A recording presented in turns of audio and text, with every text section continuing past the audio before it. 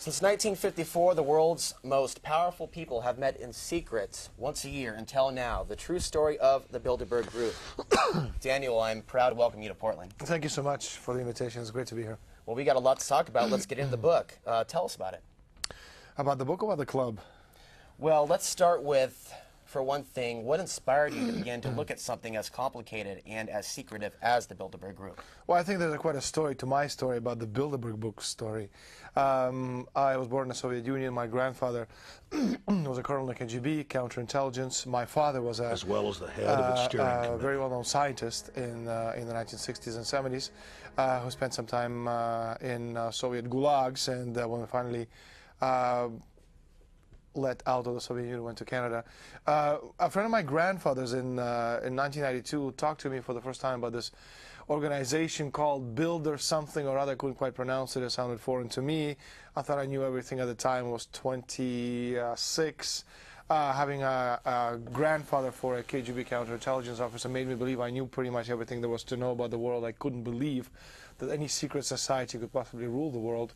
And I kind of left it at that until about 1995 when, as a result of a referendum in Quebec, which was a step in the direction of creating a North American Union, which I'll tell you about a little bit later, I got information. I've been talking for the past week incessantly. I hope you don't mind. We got information from our sources that what was being discussed as far as the Quebec referendum and breakup of Canada was coming out of the Bilderberg Group. That's when I seriously began investigating them. And the first major breakthrough came in 1996 when they met in Canada in King City on the outskirts of Toronto. And we received information from our sources that in fact what they were planning, aside from the war in Kosovo, was a breakup of Canada, separating Quebec, the French-speaking part, from the rest of Canada, and merging English-speaking Canada and the United States into a greater North America. And that was, let's say, the baptism by fire. That's when I got really involved with my investigations. I guess you can say I've been investigating them for the 15 or 16 years, but I've been really at it for the past 10, 12 years. So your story, Daniel, is fairly unique. You have, well, for one thing, you have another book here that's being published in Spain. This is called... It's called the Los Señores de las Sombras in Spanish, the Shadow Masters in English. I think next year we'll be releasing it in the United States and in Canada, most likely with Trine Day as well. But for now, it's just been released in Spain and in Latin American countries. But this is the book which literally made my name be universally recognized, at least within a certain minority section of the population. Although, as you said before, the book is now in 51 countries, translated into 31 languages. I think Robert Ludlum had his book translated into 32, and we know what Robert Ludlum is in the world of whodunits and stuff. Almost 2 million people, I think about 1,750,000 have read this book. So again, we're talking about a lot of people, and if these people could tell their friends and friends of friends, we have quite an army on our side. So I think there is hope.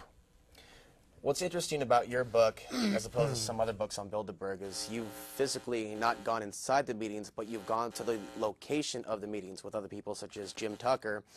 Tell us a little bit about your experiences. It's a very interesting story. Well, it's actually a lot of fun. It's these people in 1996, when we uncovered their plans for breakup, they tried to kill me. There's a story about how they tried to do that with a famous elevator incident in one of the chapters in the true story of the Bilderberg Group. They've tried to bribe me, had me arrested in 2005, flying from Madrid. I'm based in Spain, from Madrid to Munich for the 2005 meeting in Rotterdam. The plane was rerouted to Milan. I was whisked off the plane, and they interrogated me for 10 hours. They knew exactly who I was. I mean, it's just a question of scare tactics to see if they could tire me out. And then in 2003 in France, in Versailles, they literally, again, it's Tweedledee, Tweedledum, one of the stories in the book. I explain how 2 emissaries of the Bilderbergers presented me with a blank check, and they said, all right, well, you've earned it, fill it out, fill it in, put the zeros you need to put, and just get lost. And I said to them, well, how many zeros does one's freedom worth? Or is one's freedom worth? And, they understood the message. And in the end, money only buys you perishable goods, and I have enough more than enough to live this life and the next. And it's a question of leaving something for the future generations. And again, if these people are going to take our freedom away from us, which they very well might, at least the few of us who are out there, we're going to put up a good fight. Let's go into the basic structure for beginners of the Bilderberg Group. We have the 5-year anniversary of the invasion of Iraq coming up this weekend. People are going to be protesting in droves here in Portland, Oregon, but a lot of people still think this is a neocon conspiracy, a Bush administration plan to take over the world. What's your response to that with the information that you have uncovered? Well, first of all, for the uninitiated, let me explain to you the basic structure, what these people do and what they're not. I think it's important, first of all, let me just tell you what Bilderberg is not. It's not a Jewish Masonic conspiracy. There's a lot of material on the internet, especially based on extremely fragile logic, which explains Bilderberg as some kind of a Jewish Masonic secret conspiracy. It is not a Jewish Masonic conspiracy. One. Number two, it's not an Illuminati conspiracy, whatever that may be.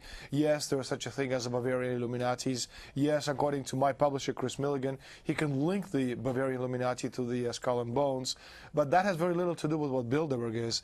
And, again, I've been investigating these people for a long time. I've spent 2.5 years living literally in Florence, investigating the National Library of Florence, which is one of the foremost research centers in the world, along with the British Museum. There's no reference whatsoever to the Illuminati and the Bilderbergers.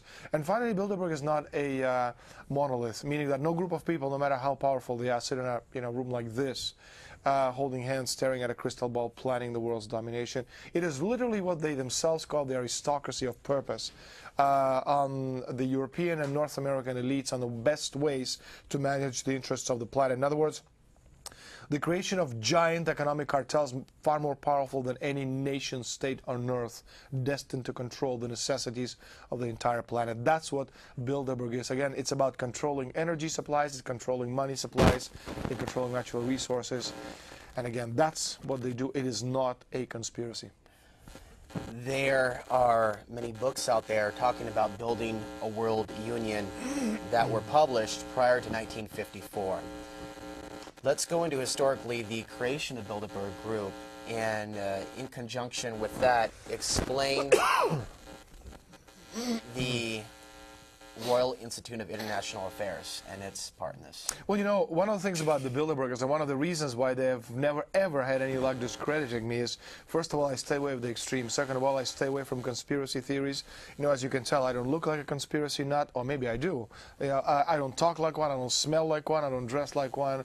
I'm very careful about how I project the image. In a nutshell, I'm Bilderberger's worst nightmare because I come off credible on camera, and I stay in the mainstream, which means that a large cross-section of the population can actually listen to me without being turned off by the things that I say. What today is called the Bilderberg Group, again, that's something I've discovered historically, investigating them in the National Library in Florence. Going back to the early 13th century, beginning for the Fourth Crusade in 1204, as of that period of time, had another name. It was called the Venetian Black Nobility. And that's one of the, I think, greatest discoveries I've made as far as my research into the Bilderberg Group. No group, and again, we're talking about a group that's only 53 years or 54 this year, years young in human terms, in historical terms. It's just an upstart. No one, no matter what they're called, could have this much power unless this power comes from somewhere else. And again, what I demonstrate in my conferences, and I'll be talking about it tomorrow at my lecture, is what today is called the Bilderberg Group or the Bilderberg Club.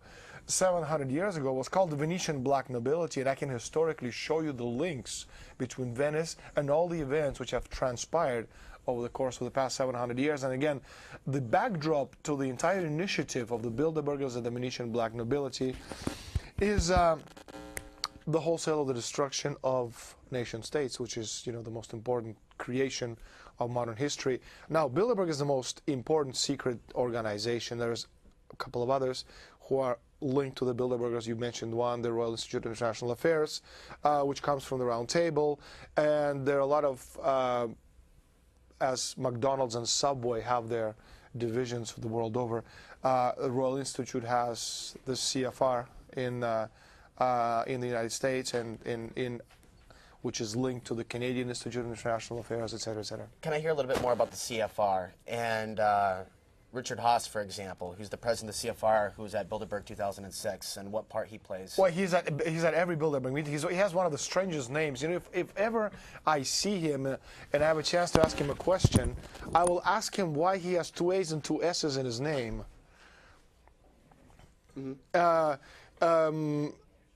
of the 3 societies, you call them, Bilderberg is the most exclusive because it's 130 members. Again, as I said, it's NATO alliance, Europe, United States, and Canada. Council on Foreign Relations, that's the American division. There's about 3,000 of them, out of which over 250 are members of the mainstream press. And then the Trilateral Commission includes the Americas, Europe, and Asia. That's trilateral. It's 325 of them. But again, Trilateral Commission is the junior varsity to the CFR, and the CFR is a smaller partner in this interlocked groupings between the Bilderberg's Trilateral Commission and the Council on Foreign Relations, which make up this inner and outer layers of this decision-making mechanism, which we're seeing today. I want to promo your speaking event several times throughout this broadcast. We'll mention it again later on. You're going to be speaking tomorrow for 3 hours at the Ambridge Convention Center. That's going to be taking place between 7 and 10 p.m. at 300 Northeast Multnomah. Describe for the audience some of the things you'll be discussing in terms of the Bilderberg Group. Well, it's important that people understand what it is. It's also important to understand where it comes from, why it is doing what it is doing, and finally, we'll also talk about the future, the near future. Over the years, I've been making predictions based on all the information which has come out of the Bilderberg inner circle decision-making process, because again, 3 of the people who belong to the Bilderberg Group, to be very careful how I phrase this, because again, these people's lives are always in danger if their names or identities are found out.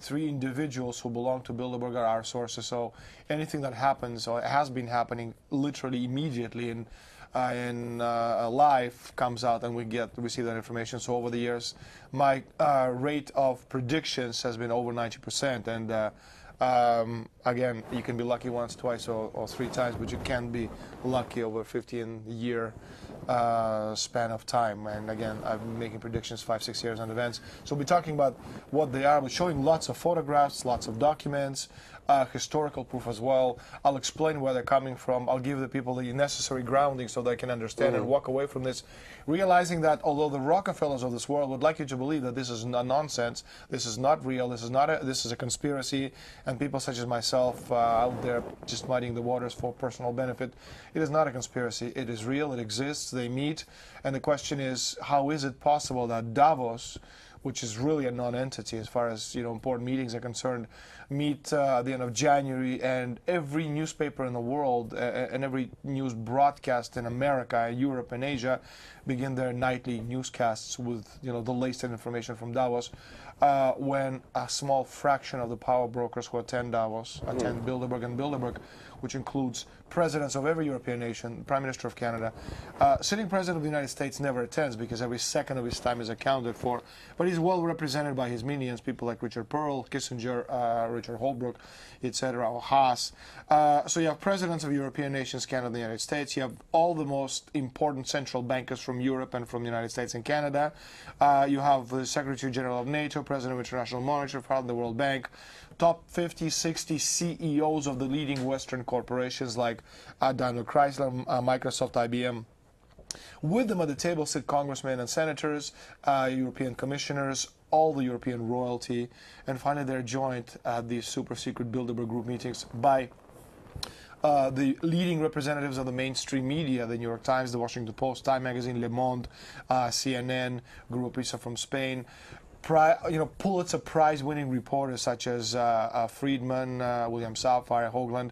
Yet none of this information ever gets out, and we might want to ask ourselves, how is it humanly possible when 130 people who own about 85% of the world's wealth meet in one place? None of this information gets out in public. When a trip by any one of them anywhere in the world is followed by a throng of hundreds of reporters who are hanging on their every word. And that's what I do. I destroy these myths, David Rockefeller myths about, the apparent conspiracy, and I explain it in historical terms, documented terms, and also explain the near future. And again, it will help people take very difficult decisions, which will definitely affect their lives. In the year 1997, in the Grand Chessboard, written by Bilderberger, Zbigniew Brzezinski, also co-founder of the Trilateral Commission with David Rockefeller. In that book, he talked about an upcoming conflict with Russia and the need to control the world's resources. I want to talk a little bit about the economic standing of the United States right now and the tensions between China, Russia, and the U.S. Okay, well, there are several things here. First of all, the economic situation. About 10 years ago, or 11 years ago, or 12 years ago, I can't quite remember when, but I think it was shortly after the 1986 Canada conference, so it might have been 97, 98. I saw a Bilderberg report, and in this report they were talking about, and phrase literally was, quote-unquote, demand destruction. I didn't quite understand at the time because I was just grappling with so much other information coming at me. I was literally overwhelmed. So I kind of let it slide until about 3 years ago, shortly after Stressa in 2004, and just before Radacher in 2005 in Germany. I saw the same phrase again in the same context, and I guess I paid attention to it because shortly after I saw the same phrase in a Club of Rome report, then in the Trilateral Commission paper, then on the CFR webpage, cfr.org, they were talking about demand destruction. So I asked a friend of mine, I guess an old mentor of mine from the World Bank, not everybody who works in the World Bank is a bad guy, just like not every spook is a bad spook. I said to him, what does it mean, demand destruction? He said, well, you destroy the demand by destroying the world economy. And this is exactly what we're witnessing right now. Again, this goes back to the mid-1990s. They were talking back then about the destruction of the world economy. Now, it's important that people understand when it's not that these people are shooting themselves in the foot. It's not that they're incompetent. No. These are some of the most brilliant, devious individuals who have ever walked, the face of the earth. As in 1929, it wasn't a Great Depression, but rather a transfer of wealth, where you and I, the great unwashed, as David Rockefeller calls us, we lost our wealth, our homes, our equity, our money, literally left barefoot begging for something to eat. It was a transfer of wealth from us to them. The same thing is happening, exactly the same thing right now. Whatever little we have is being transferred from us to the most powerful people in the world. One. And second point of all, it's also very, very important to keep in mind, when you destroy the economy, you preserve the energy resources, which of course people who are poor don't travel, they don't spend, they don't buy things to buy and to spend. You need energy, and if you believe a lot of the intelligent people out there, we're running out of the energy supplies, especially oil. In that case, by destroying the world economy, you safeguard the energy supplies for the wealthy at our expense. That's what that is all about. Well, it's a simple concept. Let's talk about the corporate pyramid based on infinite growth with limited resources. Well, that's a very interesting concept. The idea of infinite growth is only possible in Alice in Wonderland or in some utopian world of Never Neverland. But in human terms, in today's day and age, you have two curves. Just imagine you have one curve, which is, infinite growth, meaning that corporations want their shareholders to invent, or shareholders want to invest $50 today, and 3 months get $1,000 back. What they don't want is invest $1,000 today and in 50 years get $10 back. It's just simply not good for business.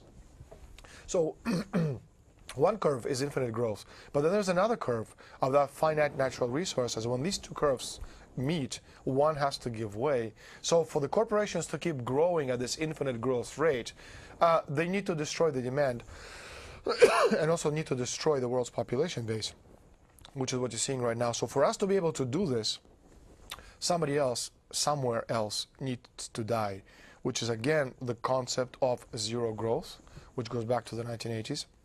That's a Volcker concept, and a concept of population reduction, which is Henry Kissinger's concept. Again, all these ideas are coming out of Bilderberg Group, all these ideas are coming out of the Royal Institute for International Affairs, all these groups are interlocked. The idea itself to understand, because these are complicated and complex cycles, and a lot of people can feel overwhelmed with this information.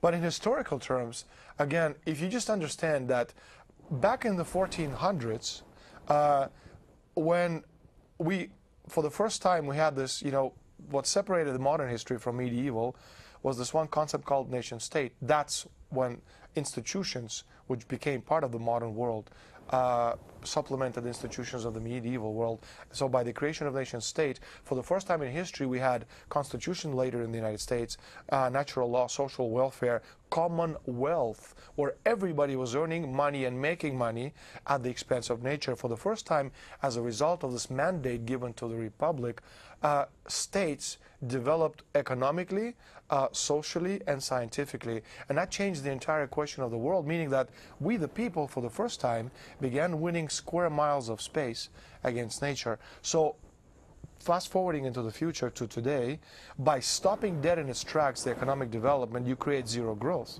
When you have zero growth, you basically have the demand destruction, one, and two, to grow infinitely for the corporations, what you need to have is the destruction of the population base, which is exactly what the Bilderbergers are doing, which is why I said to you before, I'm their worst nightmare, because I can explain to you in historical terms what they're doing to the people. The former health minister of Indonesia has recently published a book stating that the United States is engaged in attempting to depopulate, to some degree, Indonesia through bird flu. A new book has been published. It is being endorsed by the president of Indonesia. You've talked about depopulation. Could you elaborate? Well, I know the book you're talking about. The plants, the virus, it was actually done through the injection of a tetanus virus. And that goes back to the early 1990s. That was actually one of the CFR plans. So it's really not a big surprise. The idea is not to depopulate only Indonesia, but to depopulate the world. Now, if you look at it, if you look at the map of the world,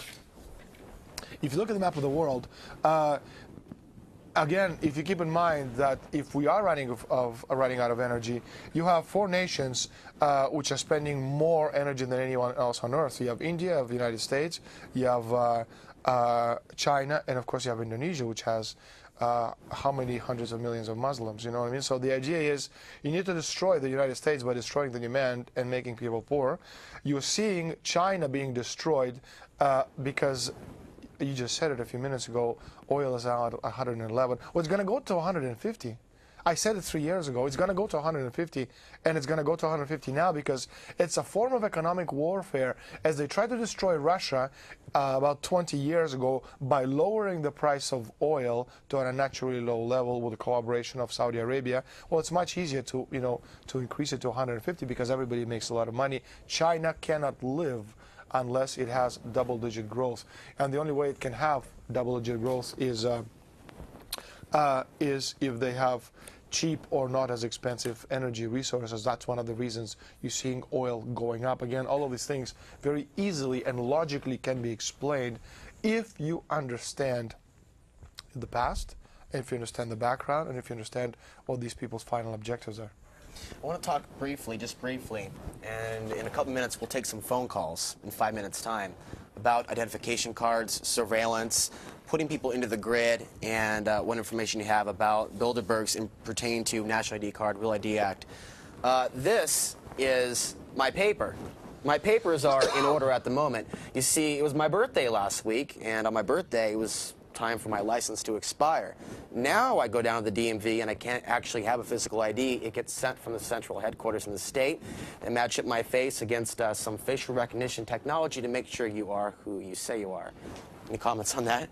Well, I think it's obvious. If you're a dictator for a day or for a month or for eternity, you do the same thing. If you want to control the world, this is obviously the way to do this. We can dramatize the whole thing, but it's the only way to do this. When you're creating the economic destruction, it has to be organized and controlled destruction. If it's controlled, you can more or less predict the cycles and the reactions of the people because we're a very predictable animal. We've been inbred over the past how many thousands of years. So the masters of the universe, they pretty much know how we're going to react. They also know which portion of the population is going to rebel, which is, again, historically going back to you can talk about the Canaanites of Tyre or the Byzantine Empire, the Roman Empire, or the Dutch, Portuguese, or British East Indian Company.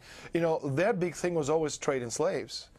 First came the gunboats, then the muskets, then the Venetian-style diplomacy. Which one of the three was more deadly is debatable. But the point is, how do you separate, people such as myself and you, or Alex Jones, Chris Milligan of Trying to Press from the rest of the, of human sheep?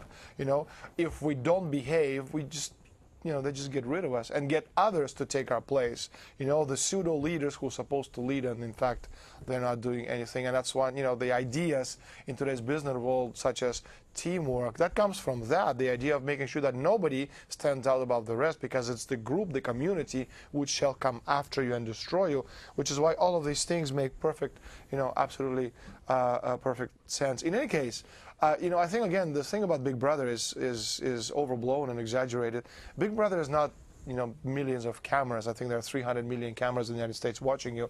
Big Brother is you and I turning on the television and watching it. With that, there is more than enough for the Big Brother to be absolutely convinced, that you're going to do exactly what you've been led to do, because television is, the greatest hypnotist on earth. Now, I do want to mention Jim Tucker, by the way. He's also an excellent Bilderberg investigator. I want to ask about the price of oil again and how they've been talking about this for a number of years. Carbon tax. Well, the oil.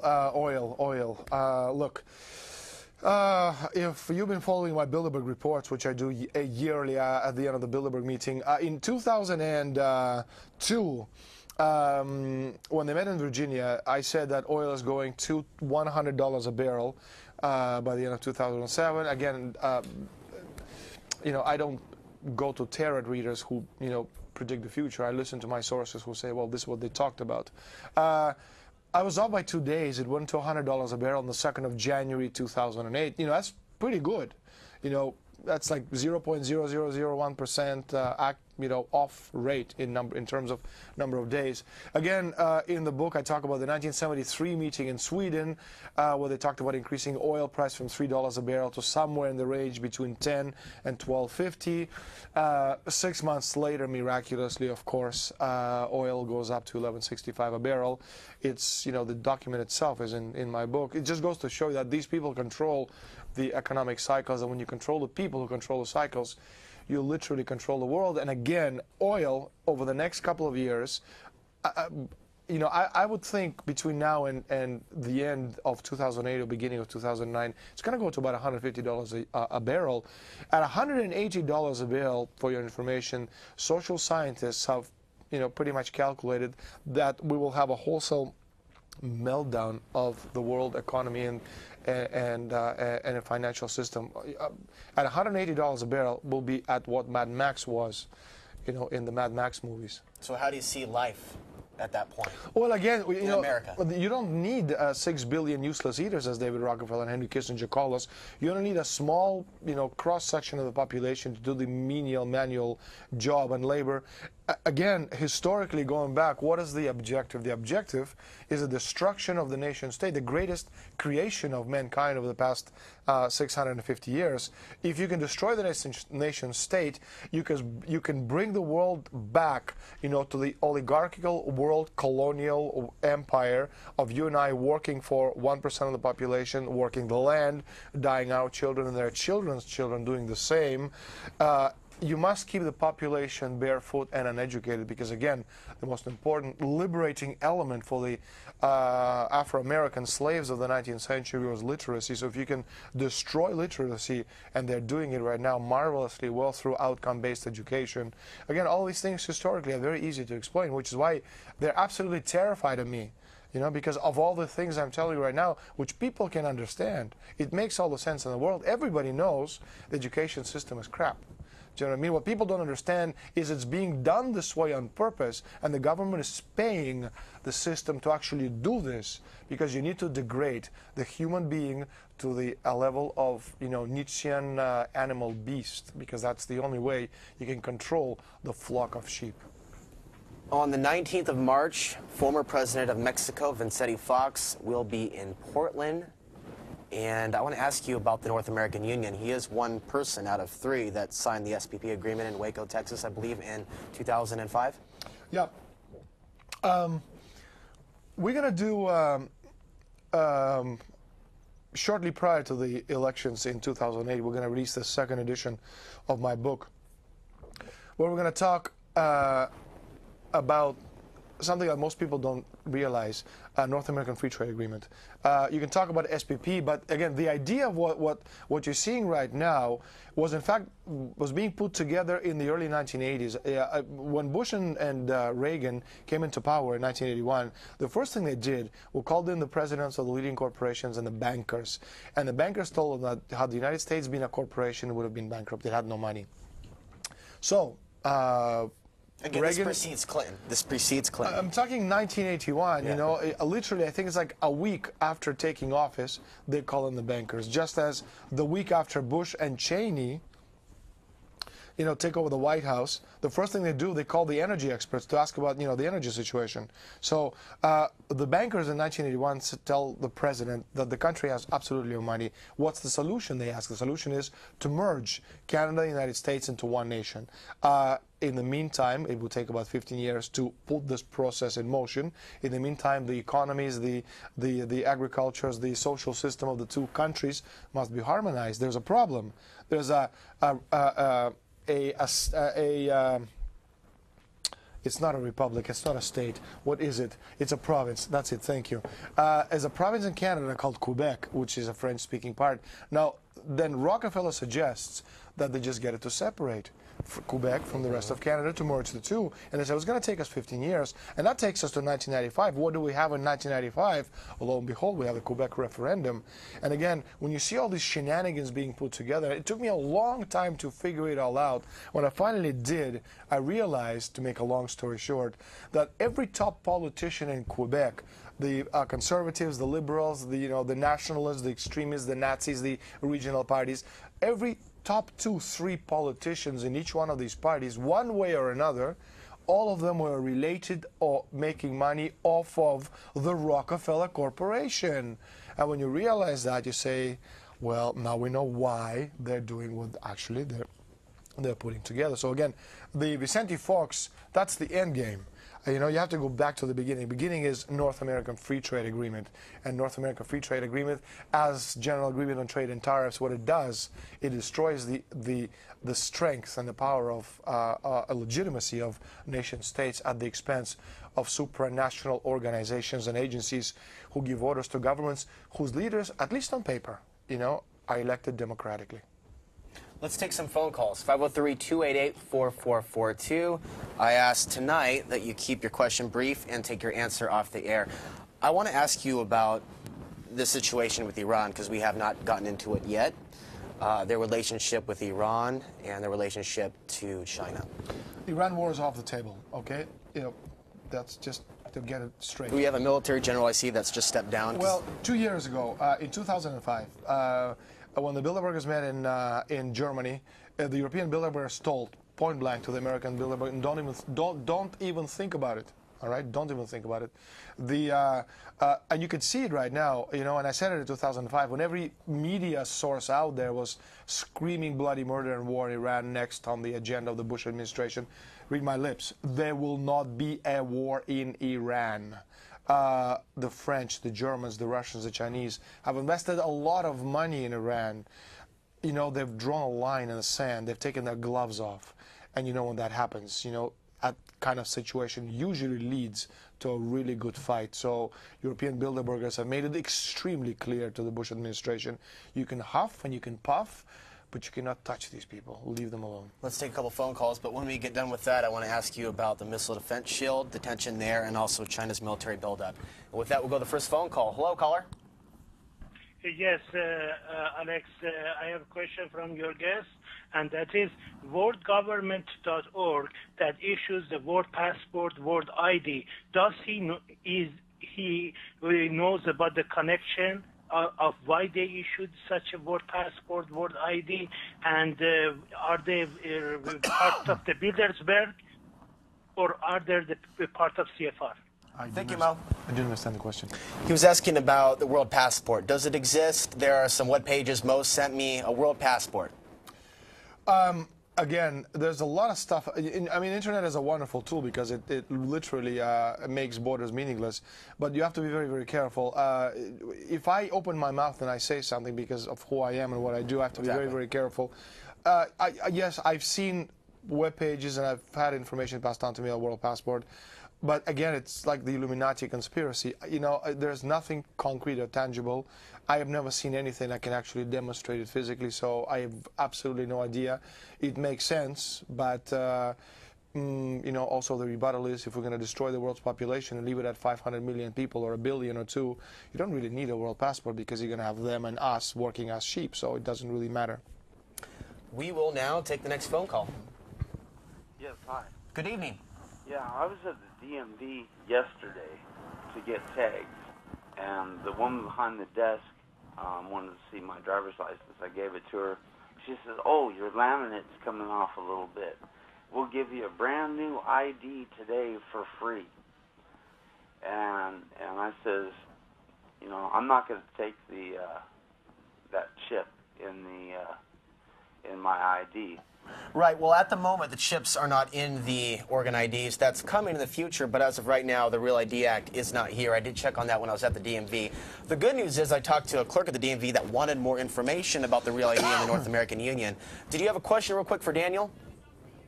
All right. Let me just make a comment.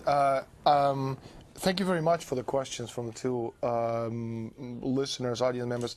We have to be very careful, and this is something I'm going to talk about tomorrow at my conference.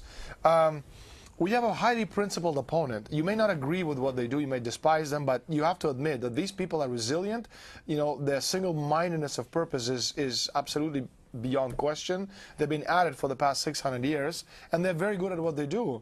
And they have, again, they're highly principled. We are not principled. What we're doing is fighting their principles with technique. By that I mean, it's not important talking about the world passport. It doesn't really make a difference if we have a chip or if we don't have a chip, because one way or another, if they really want to impose it, they will do it anyway. I asked the question, how much more real is this sometimes than our own ATM cards? You know, it's as real as a paper napkin you wipe your mouth with.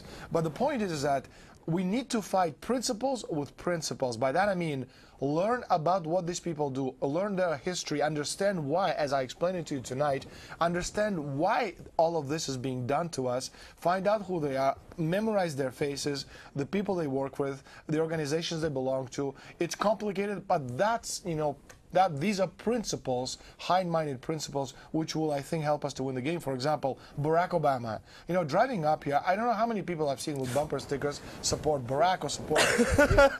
you know what I mean? You can support Winnie the Pooh or Alice in Wonderland. It really makes no difference whatsoever, because what you need to do is look at Barack's controllers. It doesn't even matter what his name is.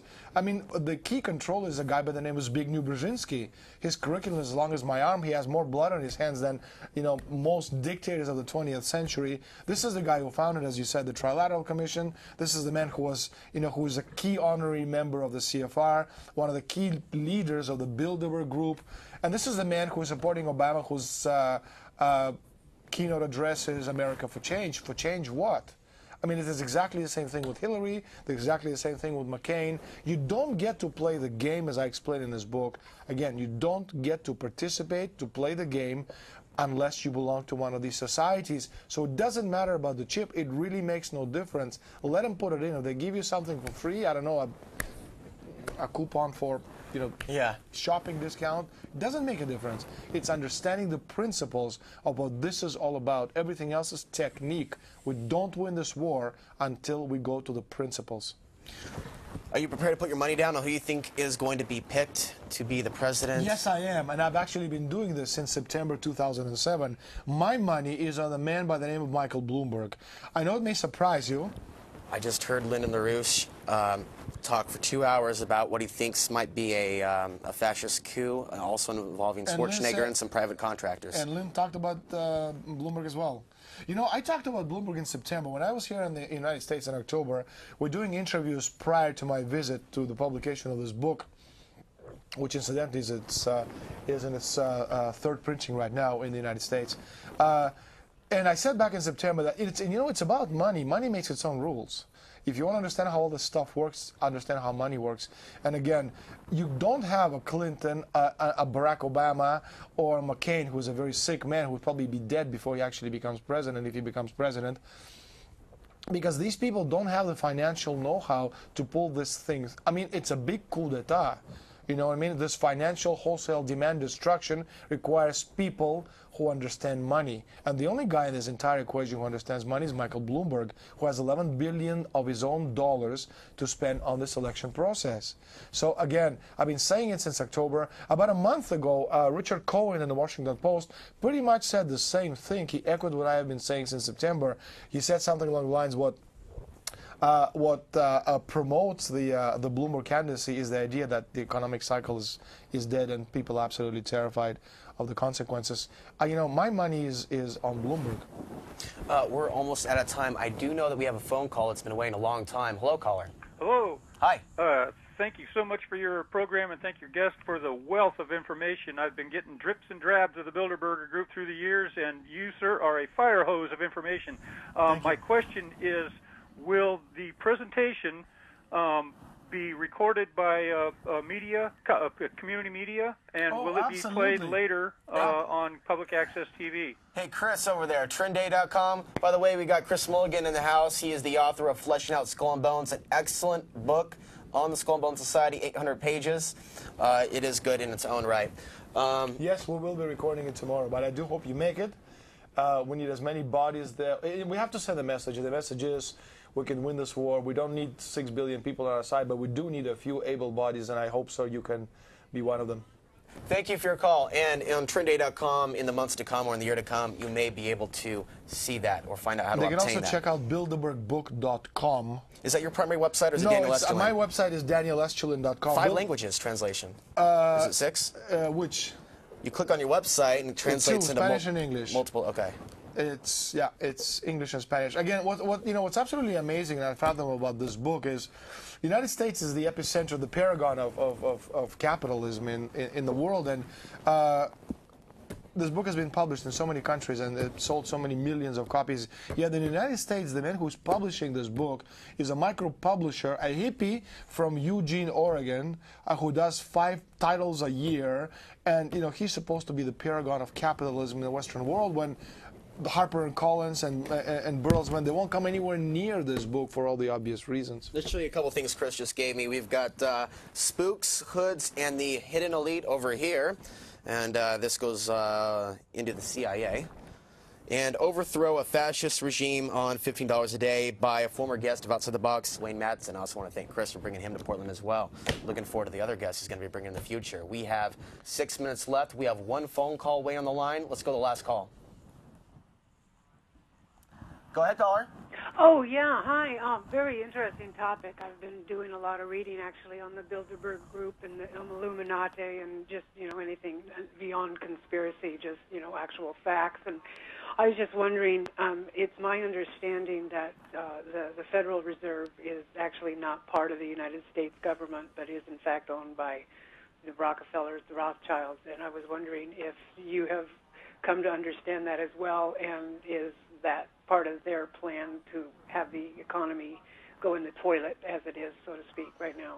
Well, Federal Reserve is as federal as Federal Express. It does not belong to the United States, to the people. It belongs to a private cabal of bankers. The way it works is every time they print money, that money comes with interest.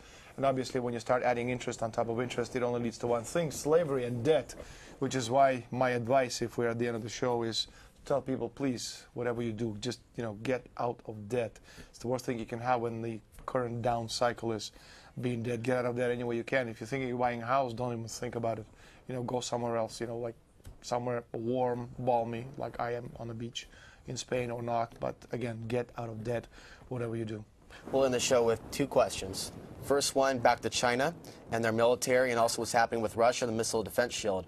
From there, where do you see the future and possibilities for people to get prepared or partake in some sort of a solution, whether one exists or not, in their own? I'm going to start with the last question first. Okay. Solutions. First, get out of debt. Second of all, equity. If you own debt, if you have homes and you can't pay it off, just think of a way to get rid of it. If you have money, convert it to physical wealth, such as gold, which is now expensive. Again, in 2005, when it was at 425, I said by the end of 2007 it's going to be at 750. I was wrong on the right side. It went up to 870. Now my advice to people is, if you have money, buy silver. It's at $14 an ounce. Right now it's going to go to up 35, 40 over the next couple of years. So you can really make a lot of money. And if you have money, extra money, invest in land. Wealthy people over the years, over the centuries, have always put most of their money in land, because no matter what happens, you can always eat of the land. That's as far as advice is concerned. But most importantly, get out of debt however you can. As far as Russia and China are concerned, again, you're looking at the two greatest nemesis for the Bilderbergers and for the United States. China is about growth. It's also, you're seeing it right now, the oil prices are going up through the roof, specifically to destroy the economy of China, which needs to grow double digits. Otherwise, it cannot sustain this model, and a lot of people are going to go hungry. As far as Russia is concerned, it's far more powerful and technologically advanced than any nation on earth, including the United States. Although the media in the United States are not telling us this, I can tell you that it is far more advanced, and it literally is not afraid of the United States. So they need somehow to destroy. They've tried in the 1990s, through gangster-style capitalism and and Yeltsin mafiocracy. They failed. And now one of the reasons you see so much huffing and puffing from the U.S. administration as far as Putin and now Medvedev is concerned is because these are the people who are doing what the nation is supposed to be doing, a nation state, supporting the people and working for its citizens, something that the United States is no longer doing. And again, if we have just 1 minute, a couple of very important things. Yes. One, the war on terror is not against Osama bin Laden. It's not against the Taliban. The Saddam Husseins and the mullahs of Iran are not the enemy. The enemy is much closer to home. You and I, we the people, are the enemy. And Bilderberg Group, the United States government, the neocons, the men behind the curtain, they will not stop until they destroy the last vestiges of freedom on earth, which is why it's important to understand that you are on your own. You don't have a country anymore. Your constitution has been rendered useless. Your Bill of Rights has been destroyed. Congress is Congress is a nothing institution. The judiciary system is not there anymore, and of course the presidency is. And that's one of the key issues to understand, that you are literally on your own. The whole ideal of nation states is great nations in the history of the world have always done everything in their power to protect its citizens. That's where the idea of commonwealth, natural law, and the Constitution comes in. All the key elements which in your country, in the United States, have been ruthlessly taken away from us while we were watching, Barack Obama's and Hillary Clinton's and Janet Jackson's and the Super Bowls or whatever garbage they spew at us from their television screens. This is an amazing interview, Daniel. I want to throw out some events that I mentioned earlier before we close. Big protest coming up on the 15th of March in Portland, Oregon. They'll have the base set up, base camp, if you will, at the South Park blocks. It's important to go to these things even if we don't agree necessarily with the people that are there, sometimes viewing things from a left-right paradigm. It's a chance to interact. It's a chance to socialize. It's a chance to network. So that's coming up on the 15th. March starts at 2. I have to start working at 4. I do a radio show from 12 to 2. I may just bring my cell phone down and just report live from the actual protest in March from 2 to 4. Again, on the 19th, we have Ansary Fox, who will be in Portland. And one last thing with a minute left, we have Daniel Estulin again speaking tomorrow. I usually work Friday nights. I'm taking this Friday off. From 7 to 10 p.m. at the Ambridge Convention Center, 300 Northeast Multnomah. Daniel, where do you go from here? We have a couple more days in Portland. We're off to L.A. And then back to Spain. Have several really big shows in Spain.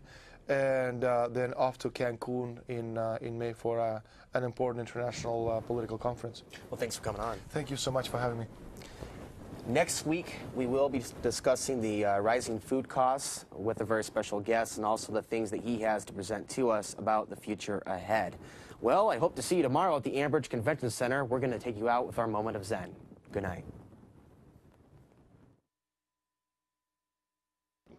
Ladies and gentlemen, we're here in Canada today to stand up against the Bilderberg Group that is attempting to get rid of the sovereignty of the United States. The truth of your world government has now been exposed. We know you are ruthless. We know you are evil. To David Rockefeller, to the Rothschild representatives here, to the Queen of the Netherlands, to all of you, we tell you, you are not our queens. You are not our kings. You are not our gods. We do not belong to you. We are not your slaves. We stand as free humans have stood since the beginning of time against the strong men, against the thugs, against the bullies. We will defeat your world government. We will defeat world taxation. We will defeat your control grid. God is on our side. I stand before the creator of the universe, and I ask the creator of the universe, as our founding fathers did in 1776, to lead, guide, and direct us, and to give us the power and the foresight and the understanding and the will to stand against your entire agenda, including your final plan of world population reduction of 80% that Henry Kissinger penned in 1973. Why do you put mercury in the vaccines, stannous-sodium fluoride in the water? Why? Why do you put cancer viruses in the vaccines? Why have you used depleted uranium now in 4 separate nations? You're arrogant. You have the sickness that elites have had throughout history in their literal and, in some cases, figurative ivory towers. You believe that you're invincible. You will and you are failing now. Your New World Order will fall. Humanity will defeat you. The answer to 1984 is 1776.